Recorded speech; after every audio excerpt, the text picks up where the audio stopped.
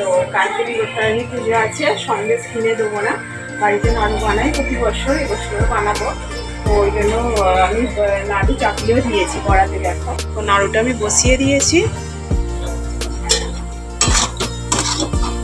হচ্ছে অল্প নারকেল ছিল, দুটো ছোটো ছোটো নারকেল ছিল। দেখো আমার নাড়ুটা নিয়ে চলে এসেছি ঠাকুর ঘরে, আর এই কড়াতেই রেখে দিয়েছি। ঠান্ডা হওয়ার জন্য পাখাটা চালিয়েছি, নাহলে ঠান্ডা হবে না, অতটা ভালো শোনা যাবে না। আর এইটাতে ভরে রাখবো, এগুলো ভালো কিছু ঠেলা ঠেকি হয় না, তো করে আমি এখানেই রেখে দেবো। একটু লাল হয়ে গেছে কিন্তু খারাপ হবে না, হয়ে গেছে। আর এরকম এই কটা হয়েছে, কালকে পুজো দেওয়া হয়ে যাবে। একটু শুকিয়ে গেলে, টেনে গেলে আমি ওই কন্টেনারের মধ্যে ঢেলে রাখবো।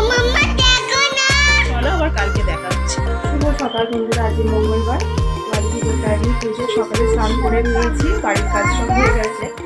আর মন্দিরে পুজোটা, বাড়িতে পুজো দেবো, আর বাড়িটাকে পুজো দিয়ে নিই, তারপর ডালা সাজাবো। তো চলো দেখতে থাকো ব্লগটা। মন্দিরে আমি সব নিয়ে যাব বলে সব রেখেছি একসাথেই, আর কালকে আমি কন্টেনারে নাড়ুগুলো ভরে নিই, কারণ জড়িয়ে যাবে তো সব এত খাটুনি সব বেকার হবে, সেই জন্য রেখে দিয়েছি। এবারে ডালাতে সাজাবো, আগে ঘরের পুজোটা আমি করে নিই, তারপর যাবো মন্দিরে। রেডি হয়ে গেছি, মন্দিরে ঠাকুরের পুজো হয়ে গেছে, শুধু একটু আলতা পুরো পায়ে, ওটা একটু রাখেছে, ডালা সাজাবো। ডালাটা সাজিয়ে চলো মন্দিরে দেখা হবে। দিদি কতটা দেখাতে পারি, এখন অনেক দেরি হয়ে গেছে, 9:30 বেজে গেছে, মন্দিরে অনেক ভিড় হয়ে যাবে। তো চলো সাথে পুজো দিয়ে দিয়েছি।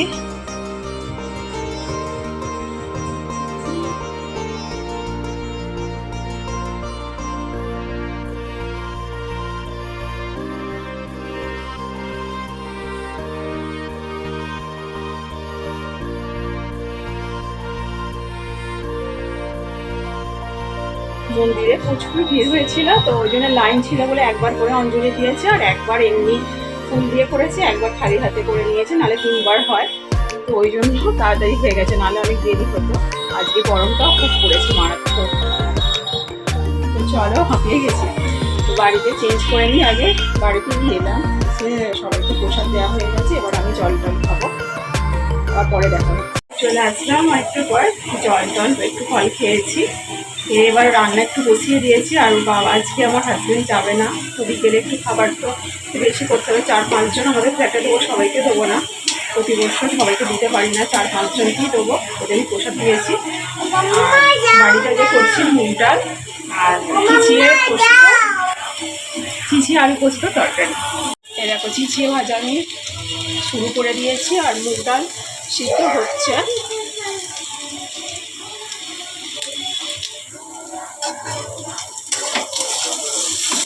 আমার নন্দরা দিয়েছিল চিচিয়ে, এই যে এত সবজি দিয়েছে, ওদের গাছে হয়েছিল, এই সবজিগুলো দিয়েছিল, ধুয়ে রেখে দিয়েছি, এর মধ্যে থেকেই দুটো চিচিয়ে নিয়ে সবজি বানাচ্ছি।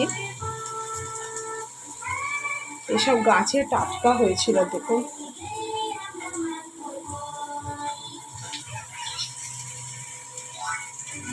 ভাত আর 10 মিনিট হলে হয়ে যাবে।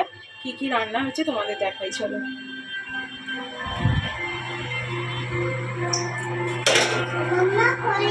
এখানে আলু বেগুন ভাজা আর চিচিয়ে পোস্ত,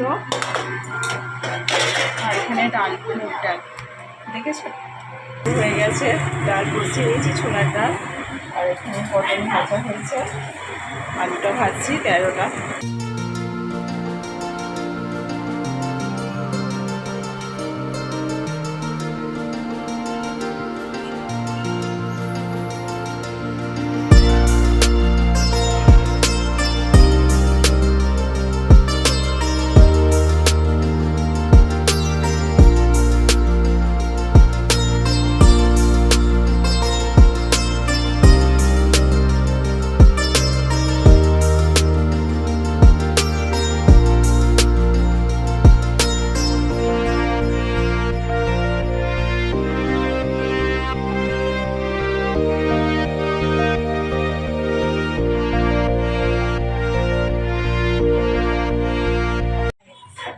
উঠে এই আসলাম, এবার ঠাকুরকে সন্ধ্যে দেখাবো আর ঠাকুরের ভোগটাও হয়ে গেছে দিয়ে দেবো।